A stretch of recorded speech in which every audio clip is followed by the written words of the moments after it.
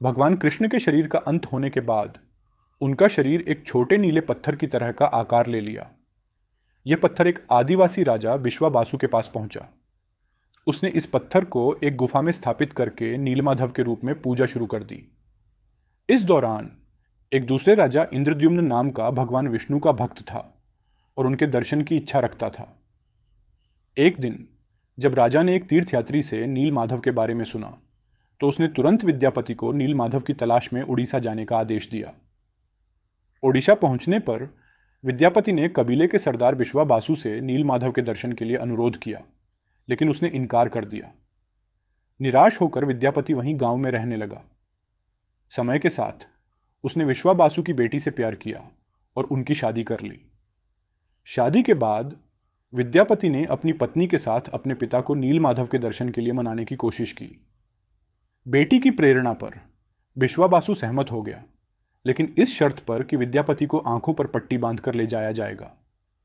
रास्ते में विद्यापति ने चालाकी से सरसों के बीज गिराकर चाल चलते रहे। जब वह गुफा में पहुंचा तो उसने आंखों से पट्टी हटाई और नीलमाधव की भव्य छवि देखकर मंत्रमुग्ध हो गया। उसने तुरंत अपने राजा इंद्रद्युम्न के पास जाकर उन्हें नीलमाधव के बारे में बताया। राजा और विद्यापति को नीलमाधव के बारे में जानकारी मिलने के बाद वे ओडिशा की यात्रा के लिए निकल पड़े। जब वे गुफा पहुंचे तो नीलमाधव वहां से गायब थे। थोड़ी देर बाद राजा को एक सपना आया कि समुद्र के किनारे एक लट्ठा मिलेगा जिससे मूर्तियां बनाई जाएंगी और उन्हें मंदिर में स्थापित किया जाएगा। राजा ने इसे किया और लट्ठा प्राप्त किया। प्रसन्न होकर वह उसे महल में ले आया, परंतु लट्ठा कठोर था और कोई उसे काट नहीं सकता था। तब एक बूढ़े बढ़ई ने मूर्तियां बनाने की पेशकश की, लेकिन कहा कि कोई भी 21 दिनों तक उसे परेशान नहीं करेगा।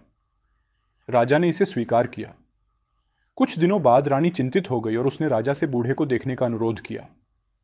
जब दरवाजा खुला तो देखा कि वह बूढ़ा व्यक्ति विश्वकर्मा थे जो मूर्ति बना रहे थे, परंतु राजा के वादे तोड़ने के कारण वो गायब हो गए। राजा ने इसे भगवान की इच्छा मानकर उन अधूरी मूर्तियों को पुरी के जगन्नाथ मंदिर में स्थापित कर दिया।